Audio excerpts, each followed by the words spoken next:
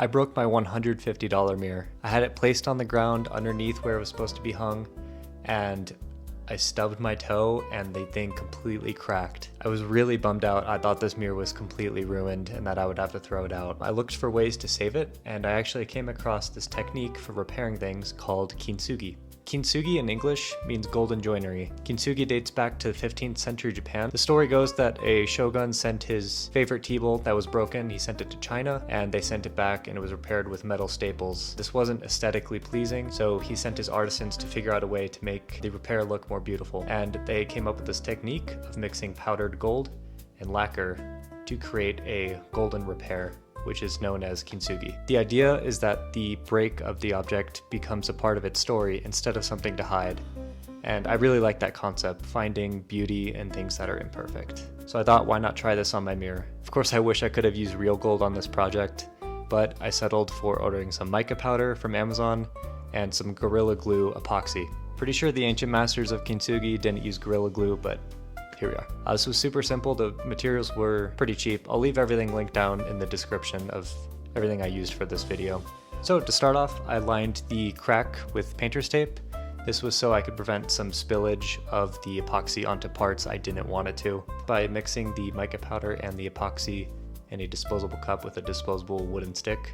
Wasn't really sure how much mica powder to use. I've never worked with this before, but I used 2 little scoops and that seemed to work okay. I think just kind of eyeballing it was good enough, make sure the color was looking right. On my first batch, I managed to get about 3/4 of the way through the crack before the epoxy dried up and I had to mix up another batch. I think I tried to extend the life out of this first batch a little longer than I should have, and it was getting really hard to apply. Next time as well, I definitely recommend wearing a mask. The smell of the epoxy was super strong. There were little mica powder dust particles floating all over the air.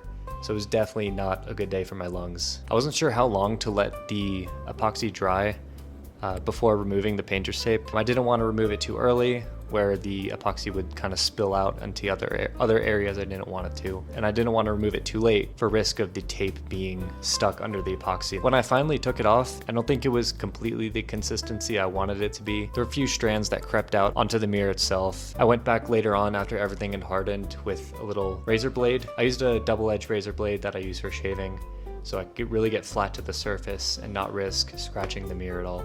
And with that, my kintsugi repair was done and it was ready to hang.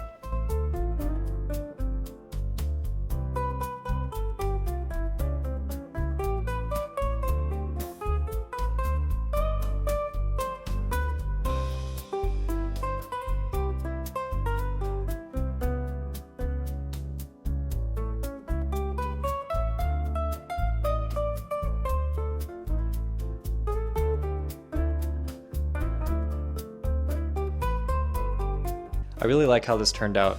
I honestly think it looks better than when it did originally before the break. I'm not saying I'm gonna go break all my mirrors, but I wouldn't be opposed to doing this repair on other things as well. It's kind of curious that it only had this one break through it. I'm curious to see what it would have looked like if there was more spidering and there was more gold in this. But I think this looks really good, and it kind of turned this from just a mirror almost into an art piece now.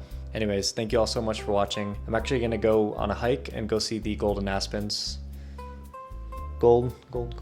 If you wanna stick around and go see me hike some of the aspens, then feel free to join me in like 10 seconds. If not, then thank you so much for watching the kintsugi repair, and I'll see you in the next one.